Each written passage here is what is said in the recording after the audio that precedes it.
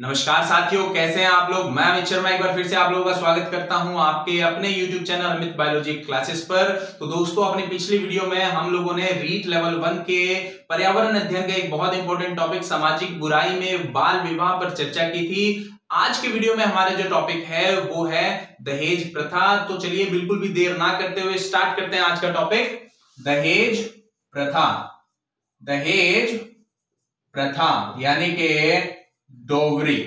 ठीक है, तो सबसे पहले जो हमारा काम है दोस्तों वो क्या है, इसके अर्थ को समझना। यदि हम दहेज प्रतिषेध अधिनियम दहेज प्रतिषेध अधिनियम की बात करें तो दहेज प्रतिषेध अधिनियम 1961 में जो लागू हुआ था उसके अकॉर्डिंग जो दहेज है वो क्या है, वो संपत्ति। दहेज क्या है, वो संपत्ति या मूल्यवान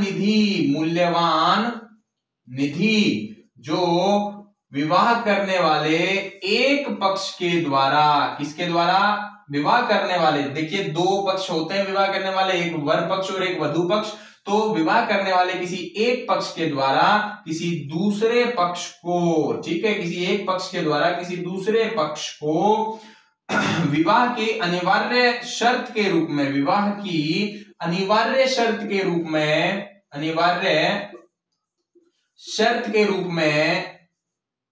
शर्त के रूप में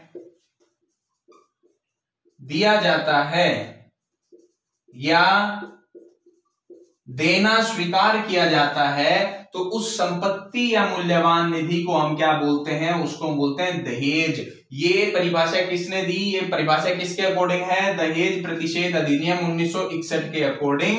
दहेज क्या है, वो संपत्ति या मूल्यवान निधि है जो विवाह करने वाले कोई एक पक्ष के द्वारा दूसरे पक्ष को विवाह की अनिवार्य शर्त के रूप में, यानी कि एक ऐसी शर्त जो पूरी होगी तभी शादी होगी वरना नहीं होगी। ठीक है, तो वो जो है अनिवार्य शर्त के रूप में या तो दूसरे पक्ष को एक पक्ष के द्वारा दिया जाता है या देने का करार किया जाता है, देने की स्वीकार्यता बोली जाती है। ठीक है, उसके बाद दहेज के देने या लेने की तीन परिस्थितियां हैं, तीन स्थितियां जो है वो देखने को मिलती हैं दोस्तों।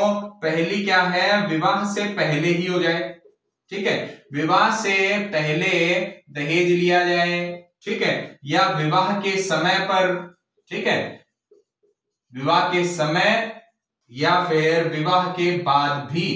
ठीक है, तो तीन परिस्थितियां कौन कौन सी हैं भाई, विवाह के पहले दहेज लिया या दिया जाए, विवाह के समय दहेज लिया या दिया जाए, और विवाह के बाद दहेज लिया या दिया जाए। लेकिन एक चीज और हमें यहां पर ध्यान रखनी है कि यदि विवाह के समय वधू पक्ष के जो पिता हैं वो अपनी स्वेच्छा से, अपनी मर्जी से, ठीक है, अपनी इच्छा से अपनी पुत्री को कोई संपत्ति या उपहार देता है तो उसे दहेज नहीं माना जाएगा। यदि वधू का पिता अपनी इच्छा से उपहार दे रहा है, संपत्ति दे रहा है, रुपए पैसे गहने आदि दे रहा है तो उसे दहेज नहीं माना जाता।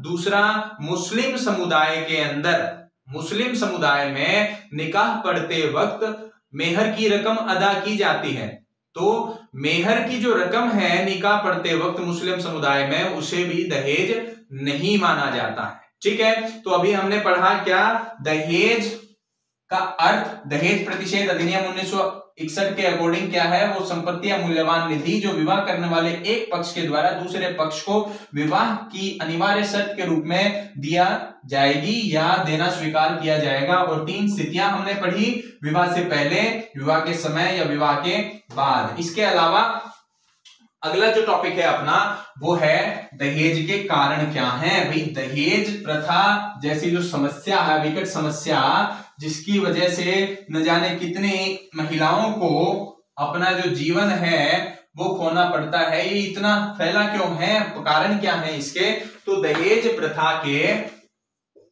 कारण अब हमने पढ़ने हैं। सबसे पहले जो है, सबसे पहला पॉइंट है दोस्तों कि दहेज जो है, दहेज प्रथा एक पापपूर्ण चक्र है। क्या है, पापपूर्ण चक्र। पापपूर्ण चक्र क्यों बोला जा रहा है इसे, क्योंकि देखिए लोगों का मानना क्या है कि यदि मैंने अपनी बेटी की शादी में वर पक्ष को दहेज दिया है, ठीक है, यदि मैंने अपनी बेटी की शादी में वर पक्ष को दहेज दिया है तो मुझे अपने बेटे की शादी में लड़की पक्ष से, लड़की के घर वालों से दहेज लेने का अधिकार है, ठीक है। तो ऐसा लोग समझ करके बैठे हैं कि यदि हम अपने बेटी की शादी में दहेज दे रहे हैं तो हमें बेटे की शादी में दहेज लेने का अधिकार है। इस वजह से जो दहेज की समस्या है ये हमारे समाज में एक चक्र की भांति फैली पड़ी है, ठीक है। इसके बाद जो दूसरा जो पॉइंट है, दूसरा जो कारण है दहेज प्रथा का, वो क्या है, प्रतिष्ठा का विषय बन गया भाई, ठीक है, प्रतिष्ठा का विषय बन गया है। लड़की वाले तो ये सोचते हैं भी हम जितना ज्यादा दहेज देंगे, बेटी की शादी में हम कितना दहेज दे रहे हैं, ये हमारी इज्जत पर आ गई है बात, ठीक है, इज्जत पर बात आ गई है तो हमें तो बहुत ज्यादा दहेज देना। और उधर लड़के वाले ये सोचते हैं भी लड़की वाले हमें कितना दहेज देंगे, ठीक है, इससे हमारी जो समाज में इज्जत है, ठीक है, वो डिसाइड होती है, ठीक है। लड़की वाले अगर दहेज ज्यादा देंगे इसका मतलब समाज में हमारा रुतबा अच्छा है, लड़की वाले अगर दहेज कम दे रहे हैं इसका मतलब हमारा समाज में रुतबा जो है वो ठीक नहीं है। फिर क्या होता है, ज्यादा दहेज लेने के चक्कर में जो स्त्रियां हैं उनको प्रताड़ित किया जाता है, जो वधुएं होती हैं, ठीक है, बहुएं होती हैं, उनको प्रताड़ित किया जाता है। तो प्रतिष्ठा का विषय जो है वो बना लिया गया है दहेज प्रथा को। इसके अलावा धन को अधिक महत्व मिलना, हमारे समाज में आज का जो समय है वो भौतिकतावाद का समय है और अपनी भौतिक जरूरतों को पूरा करने के लिए धन को बहुत अधिक महत्व दे दिया गया है, बहुत अधिक महत्व जो है वो धन को दे दिया गया है। ये भी क्या है, दहेज प्रथा का एक मुख्य कारण है। इसके अलावा जो चौथा कारण है वो क्या है, परिवार में, संयुक्त परिवार में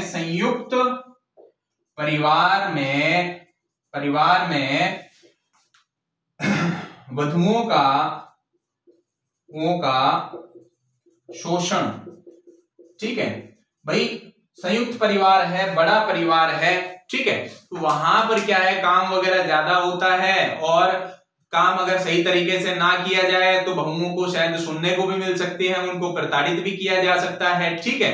तो जो लड़की का पिता है वो क्या सोचता है कि यदि वो अधिक मात्रा में दहेज देगा तो जो ससुराल वाले हैं वो उसकी लड़की को इज्जत देंगे, ठीक है, उसका सम्मान बनाए रखेंगे, उसको परेशान नहीं करेंगे। ये भी क्या है, एक वजह है किसकी, दहेज प्रथा के कायम रहने की और चलते जाने की, बढ़ते रहने की, ठीक है। तो स्त्रियों का संयुक्त परिवार में जो वधुएं हैं उनका जो शोषण है, ठीक है, तो लड़की का पिता क्या करता है जी, ज्यादा दहेज दे देंगे, गाड़ी दे देंगे, मोटरसाइकिल दे देंगे, भी छोरी ना कोई तकलीफ ना हो ससुराल में, ठीक है। तो उसकी वजह ये भी जो है क्या है, दहेज प्रथा की एक मुख्य वजह है। इसके अलावा हिंदुओं में क्या है, विवाह की अनिवार्यता है, विवाह की अनिवार्यता है, भाई शादी तो करनी ही पड़ेगी, ठीक है, शादी के बिना जीवन को संपूर्ण नहीं माना जाता। बोले जी घर ही कौन खुलो टाबर को अब तक, ठीक है, ब्याह हो जाए तो घर खुल जाए, टाबर ढब ला गया आपके काम में, ठीक है। तो ये वाली बात है कि विवाह की अनिवार्यता और खास तौर पर कन्या के विवाह की अनिवार्यता है। तो माता पिता जो है वो क्या करते हैं भाई, ज्यादा मात्रा में दहेज देने का लालच देते हैं लड़के वाले को, जिसकी वजह से उनकी लड़की की शादी हो जाए, ठीक है। तो विवाह की जो अनिवार्यता है हमारे हिंदू समाज में वो भी क्या है, दहेज प्रथा का एक मुख्य कारण है। इसके अलावा फिर क्या है भाई, पढ़े लिखे व नौकरी पेशे वाले, पढ़े लिखे व नौकरी युक्त दामाद की प्रवृत्ति, दामाद पाने की प्रवृत्ति, ठीक है भाई। हमारे समाज में लड़की के जो माता पिता हैं उनका सोचना क्या है कि उनकी लड़की के लिए जो वो लड़का ढूंढे वो अच्छा तो पढ़ा लिखा हो, ठीक है, और दूसरा सरकारी नौकरी वाला चाहिए जी, सरकारी दामाद चाहिए, ऐसे थोड़ी ना बात पड़ेगी। तो बात यहां पर आ जाती है कि ज्यादा पढ़ा लिखा या नौकरी वाला जो लड़का होगा उसकी डिमांड भी क्या है, उतनी ही ज्यादा होंगी। ठीक है, तो ये भी क्या है। और दूसरी चीज आप इससे भी समझ सकते हैं भी, जो लड़के वाले हैं वो क्या सोचते हैं भी, हमने अपने लड़के की पढ़ाई पर इतने लाख रुपए खर्च कर दिए जी, अब आप बताओ आप कितने दोगे दहेज में। ठीक है, हमने तो 10 लाख खर्च कर रखे हैं, हमने तो 15 लाख खर्च कर रखे हैं, आप अपनी छोरी को कितने रुपए दे करके भेजोगे दहेज। ठीक है, तो ये जो प्रवृत्ति है क्या समाज में पढ़े लिखे व सरकारी नौकरी युक्त दामाद पाने की जो प्रवृत्ति है, इसकी वजह से भी दहेज प्रथा को बढ़ावा मिलता है। ठीक है, इसके अलावा और जो कारण है उसमें अपनी ही जाति में शादी, अपनी ही जाति में शादी, जाति में शादी करना, शादी करने की प्रवृत्ति। ठीक है भाई, अपनी ही जाति में शादी करने की जो प्रवृत्ति है, क्योंकि हमारे समाज में अंतर जातीय विवाह जो है वो अब इन दिनों में जो है इन कुछ सालों के अंदर देखने को मिल रहे हैं, लेकिन पुराने समय से क्या है अंतर जातीय विवाह जो है वो बहुत कम देखने को मिलते हैं। आज भी समाज के अंदर इतना ज्यादा वो नहीं है। ठीक है, माता पिता जो है वो अपोज करते हैं अपने बच्चों के प्रेम विवाह को, जो दूसरी जाति में करना चाहते हैं विवाह उसको अपोज करते हैं। और इसी वजह से क्या है भाई, अपनी जाति में उसको शादी करनी है, अपने गोत्र से बाहर जाति के अंदर। ठीक है, तो क्या हो गया भी, दायरा सीमित हो गया, अभी शादी करने का जो दायरा है वो सीमित हो गया, उसे अपनी ही जाति के अंदर एक योग्य वर तलाश करना पड़ेगा। ठीक है, अब अपनी ही जाति के अंदर योग्य वर तलाश करने का जो दायरा है वो हो गया सीमित अपनी जाति के अंदर, तो क्या हो गया, अब जो योग्य वर है उसके डिमांड बढ़ जाएगी, वो ज्यादा मांग करेगा।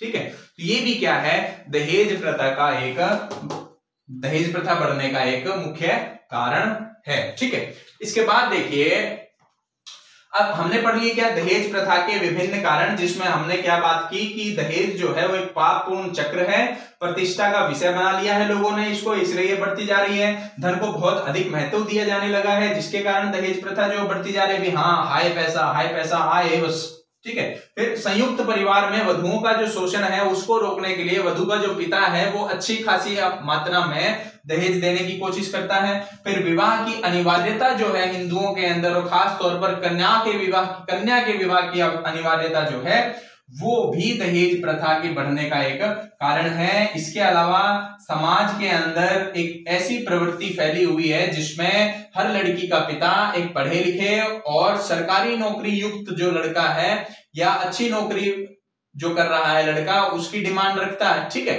तो जब वो डिमांड कर रहे हैं तो जो लड़के वाले हैं वो भी डिमांड रख देते हैं दहेज की। ठीक है, वो भी अच्छा खासा बड़ी रकम जो है वो मांगते हैं दहेज में। फिर अपनी ही जाति के अंदर शादी करने की जो प्रवृत्ति है, जो रिवाज चला आ रहा है, उसकी वजह से दायरा जो है वो सीमित हो गया, जिसकी वजह से योग्य वर्ग जो है, उच्च कुल के जो लोग हैं वो ज्यादा धन की मांग करते हैं। ये दहेज प्रथा के कारण है। इसके बाद हमें पढ़ना है दहेज प्रथा के कुप्रभाव। भाई दहेज प्रथा के कुप्रभाव क्या हैं? ठीक है भाई, दहेज प्रथा जो हमारे समाज में फैली है उसके बुरे प्रभाव, उसके बुरे परिणाम क्या हैं जो हमारे समाज में देखने को मिलते हैं। ठीक है, तो दहेज प्रथा के कुप्रभाव। ठीक है दोस्तों, सबसे पहला जो कुप्रभाव है दहेज प्रथा का, वो देखिए आप समझ भी नहीं पाएंगे, कन्या भ्रूण हत्या, सोच भी नहीं पाएंगे भी, ये भी इसका एक रीजन, इसका एक कुप्रभाव है। ठीक है, कन्या भ्रूण हत्या। ठीक है, कन्या भ्रूण हत्या आप लोग अच्छे तरीके से जानते हैं। कन्या भ्रूण हत्या क्या है कि गर्भ के अंदर यदि जो एम्ब्रियो, जो भ्रूण है वो कन्या है तो उसे गर्भ में ही मरवा दिया जाता है, उसे हम बोलते हैं कन्या भ्रूण हत्या। ठीक है, अब ऐसा क्यों होता है? क्योंकि माता पिता जो दहेज जैसी समस्या से बचना चाहते हैं, भी हमें दहेज नहीं देना है, हमें सिर्फ दहेज लेना है, हम बस लड़के पैदा करेंगे, दहेज आए, पैसा आए देना किसी को। ठीक है, इसलिए वो क्या करते हैं, जब पत्नी जो है गर्भवती होती है तो उस समय लिंग परीक्षण करवा लेते हैं और पता लगा लेते हैं कि जो भ्रूण है वो वास्तव में लड़का है या लड़की है। लड़का है तब तो ठीक है क्योंकि दहेज आएगा, लेकिन लड़की है तो क्या है भाई, इस समस्या को जो है वो निपटाओ, डॉक्टर साहब आप इसको अपने पास ही रखो, तो उस कन्या को गर्भ में ही मरवा दिया जाता है। ठीक है, तो दहेज प्रथा जैसी समस्या का सबसे बड़ा कुप्रभाव और सबसे गंदा कुप्रभाव जो है वो क्या है, कन्या भ्रूण हत्या। ठीक है, पहला जो और सबसे बुरा जो कुप्रभाव है वो ये देखने को मिलता है, दहेज का कुप्रभाव। फिर दूसरा, परिवारों का विघटन होना, परिवार का विघटन।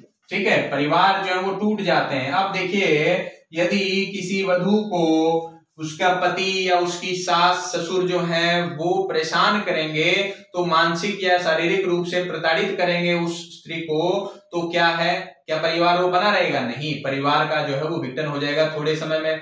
भाई लड़की का बाप जो है वो कब तक सहन करेगा लड़की की ऐसी दशा, कभी ना कभी तलाक तक नो बताएगी और जो परिवार बना था वो बिखर जाएगा।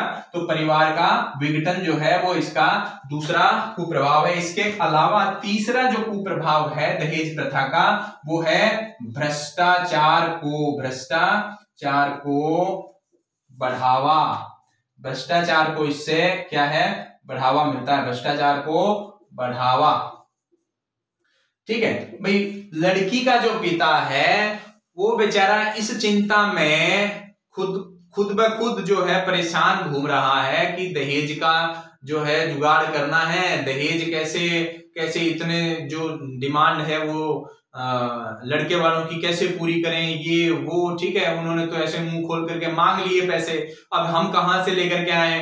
तो फिर वो क्या है, लड़की का पिता चाहे सही तरीके से चाहे गलत तरीके से, ठीक है, पैसे जोड़ना शुरू कर देता है। सही तरीके से हो या गलत तरीके से हो, पैसे जोड़ना शुरू कर देता है। सही तरीके से जोड़ रहा है, किसी तरह की कोई दिक्कत नहीं है, लेकिन यदि वह गलत तरीकों का इस्तेमाल करने लगता है तो उसका नतीजा क्या होगा? उसका नतीजा होगा भ्रष्टाचार को बढ़ावा मिलना। ठीक है, तो भ्रष्टाचार को इससे बढ़ावा मिलता है। इसके अलावा स्त्रियों का यातनापूर्ण जीवन। देखिए, जिस भी परिवार में दहेज वाली जो समस्या उत्पन्न होती है कि यदि महिला को उसका पति या उसके पति का कोई रिश्तेदार, पति के परिवार का कोई अन्य व्यक्ति ताने मारता है, मानसिक रूप से प्रताड़ित कर रहा है या शारीरिक चोट पहुंचाने की कोशिश करता है, जस्ट फॉर हैविंग डोवरी, भाई दहेज ला, पैसे ला, घर जा वरना तू घर में नहीं रहेगी, या पूरा दिन उसको जो है ताने मारते रहते हैं, तो क्या जो स्त्रियां हैं, जो महिलाएं हैं, उनका जो जीवन है, उनका जो वैवाहिक जीवन है, दहेज की वजह से क्या हो गया?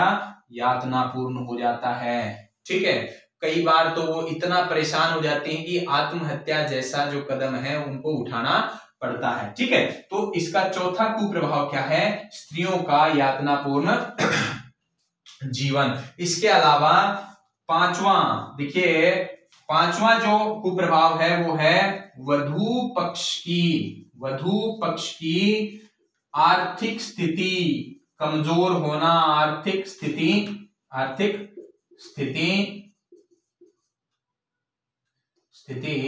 कमजोर होना।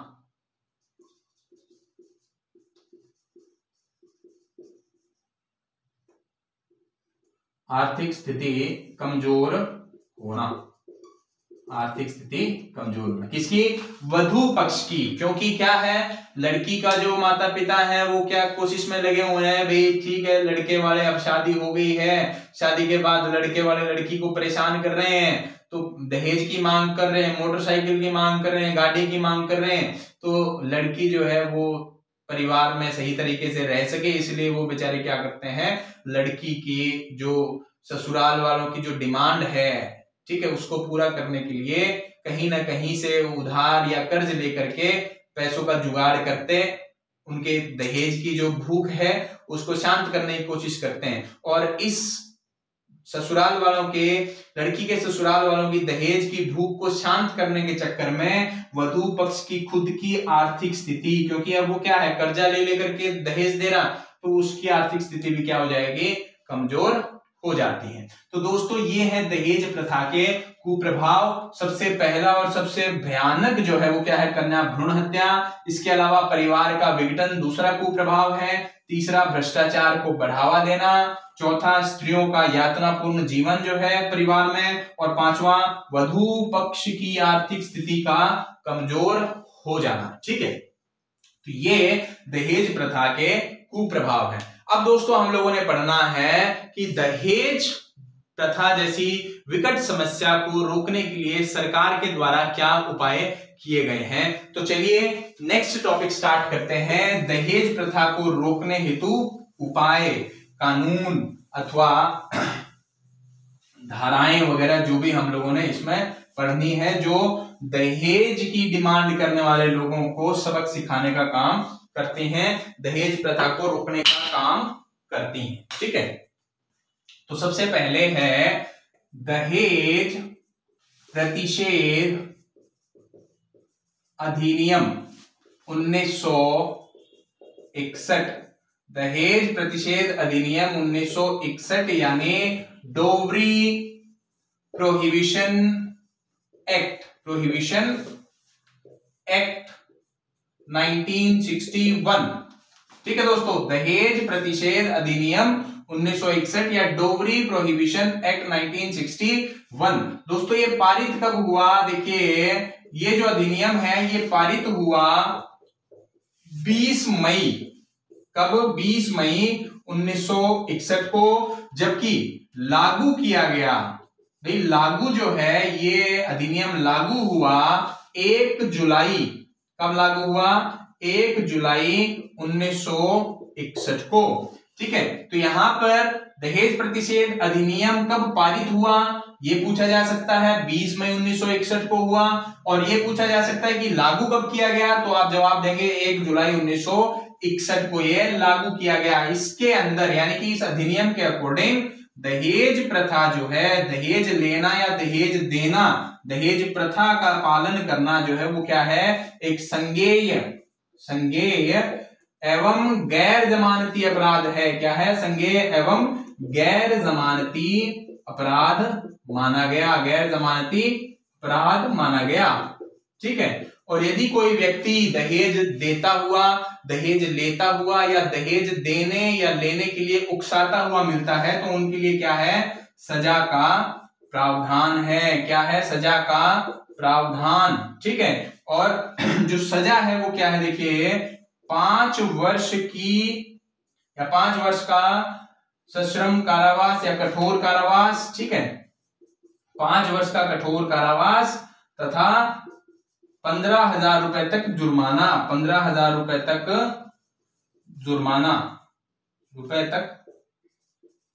जुर्माना जो है ये लगाया जा सकता है। तो ये दहेज प्रतिषेध अधिनियम 1961 या डोवरी प्रोहिबिशन एक्ट 1961 जो कि पारित हुआ 20 मई 1961 को और लागू हुआ 1 जुलाई 1961 को। इसके अकॉर्डिंग दहेज प्रथा, कोई व्यक्ति दहेज लेता हुआ या देता हुआ या लेने या देने के लिए उकसाता हुआ मिलता है तो ये क्या है, एक संज्ञेय यानी कि बिना वारंट के गिरफ्तारी और बिना जमानत का अपराध है। भाई जमानत नहीं होगी और वारंट की भी जरूरत नहीं गिरफ्तार करने के लिए। ठीक है, और यदि कोई व्यक्ति पाया जाता है ऐसा करते हुए तो जो सजा का प्रावधान है वो क्या है, 5 वर्ष का कठोर कारावास तथा 15,000 रुपए तक का जुर्माना। ठीक है, इसके बाद दोस्तों, इसके बाद जो है वो हमारे भारतीय दंड संहिता में कुछ धाराएं हैं।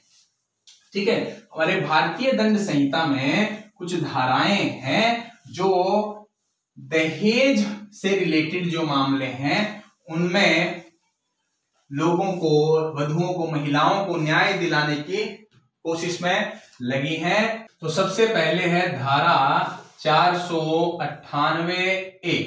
ठीक है, धारा 498A हमारे भारतीय दंड संहिता की धारा 498A को भारतीय दंड संहिता में 1983 में जोड़ा गया।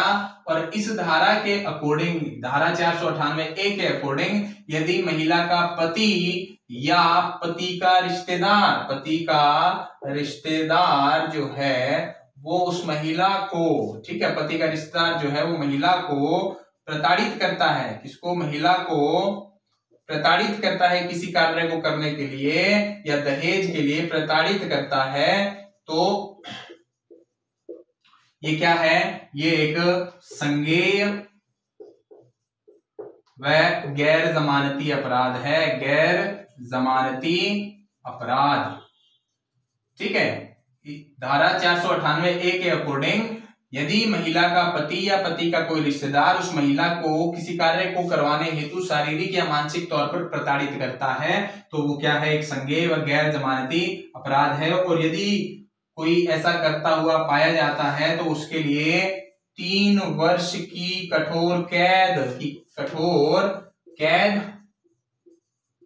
तथा आर्थिक जुर्माने का प्रावधान किया गया है। आर्थिक जुर्माना जो है उस पर लगाया जाएगा। 3 साल की तो कठोर कैद का भागी बनेगा वो, और उस पर आर्थिक जुर्माना जो है वो भी लगाया जाएगा।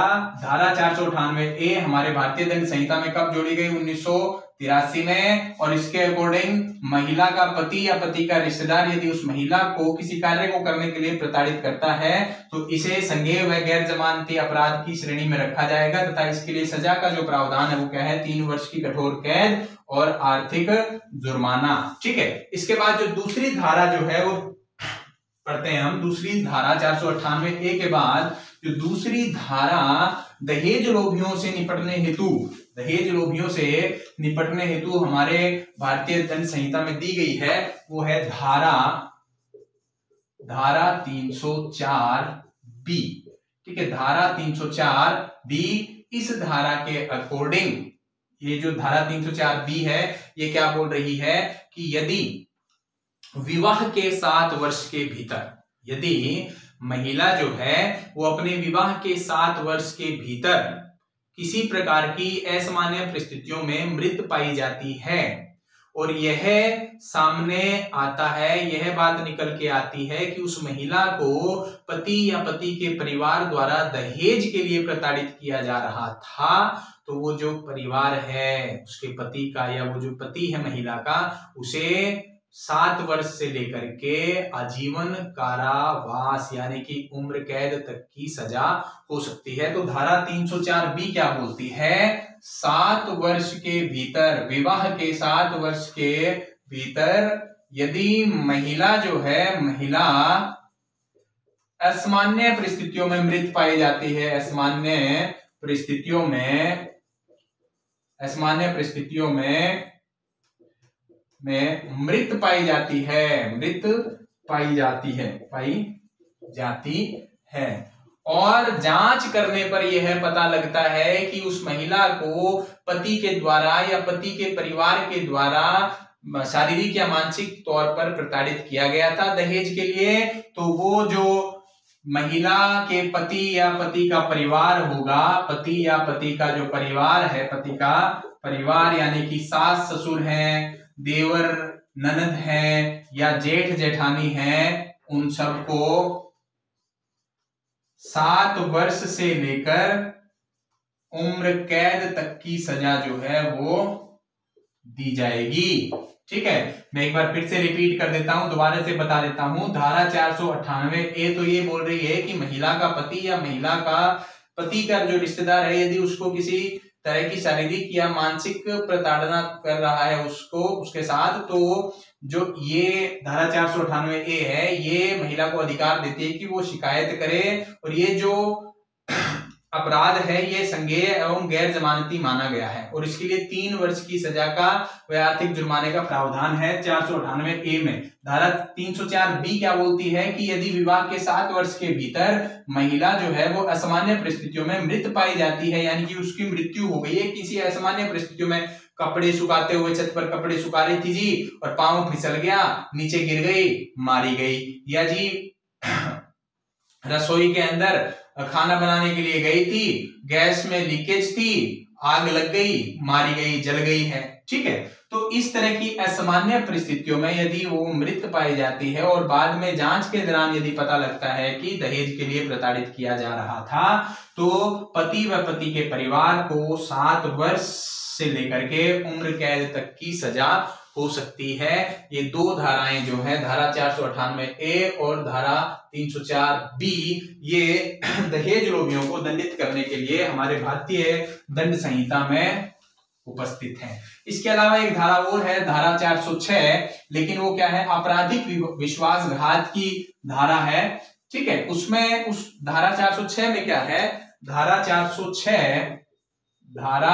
406 जो है वो क्या बोलती है कि संपत्ति के साथ अगर भाई किसी ने, भाई मैंने मेरे दोस्त को या किसी ने मुझ पर विश्वास करके कोई संपत्ति दी और अब क्या है, मेरे मन में आ गया लालच, मैं उसकी वो संपत्ति लौटा नहीं रहा हूं या उसके द्वारा वो जो संपत्ति मुझे दी गई वो मैंने किसी और को आगे दे दी है, ठीक है। तो ये जो है, ये जो गड़बड़ी यहां पर हुई, इसके तहत धारा 406 में मुकदमा दर्ज किया जाता है। दहेज के मामले में, दहेज वाले मामले में तलाक के बाद, भाई पति पत्नी के बीच में तलाक हो गया है, तो यदि पति का जो परिवार है वो पत्नी के द्वारा दिए गए दहेज को वापस करने में आनाकानी करता है, तो धारा 406 जो है वो लागू होगी और वो दंड के अधिकारी होंगे, ठीक है। तो ये धारा 406 जो है ये आपराधिक विश्वासघात की धारा है, आपराधिक विश्वासघात की धारा है और ये दहेज वाले मामले में भी अप्लाई की जा सकती है, ठीक है। इसके अलावा एक और अधिनियम जो है, ठीक है, घरेलू हिंसा से एक और अधिनियम जो है वो पारित हुआ। घरेलू हिंसा से महिला संरक्षण अधिनियम, ठीक है, घरेलू हिंसा से महिला संरक्षण अधिनियम 2005, ठीक है। घरेलू हिंसा से महिला संरक्षण अधिनियम 2005, जिसको हम बोलते हैं protection of women from domestic violence act, ठीक है। मैं लिख देता हूं यहां पर, protection of women from domestic violence act 2005, ठीक है। ये जो अधिनियम है ये महिलाओं के प्रति घरेलू हिंसा को रोकने के लिए जो था वो पारित किया गया था। महिलाओं के ऊपर जो हमारे समाज में, हमारे परिवारों में जो अत्याचार होते हैं उनको रोकने के लिए इसको पारित किया गया था। और पारित जो है वो लागू कब हुआ, ये लागू हुआ ये 26 अक्टूबर 2006, ठीक है। कब लागू हुआ जी? 26 अक्टूबर 2006 को इसे लागू किया गया। घरेलू हिंसा से महिला संरक्षण अधिनियम 2005 यानी कि protection of women from domestic violence act 2005 लागू कब किया गया? 26 अक्टूबर 2006 को। और इसका मुख्य उद्देश्य क्या था? घरेलू हिंसा से घरों में महिलाओं पर हो रहे अत्याचार, प्रताड़ना को रोकना इसका मुख्य उद्देश्य था। तो ये था दोस्तों आज का टॉपिक, दहेज प्रथा। इसमें यदि किसी तरह की कोई प्रॉब्लम हो, कोई डाउट हो तो आप मुझसे कांटेक्ट कर सकते हैं। अपनी अगली वीडियो में जल्द ही आपसे फिर मिलूंगा और हम लोग डिस्कस करेंगे अपने अगले टॉपिक यानी कि चोरी पर। तब तक के लिए thank you, have a great day.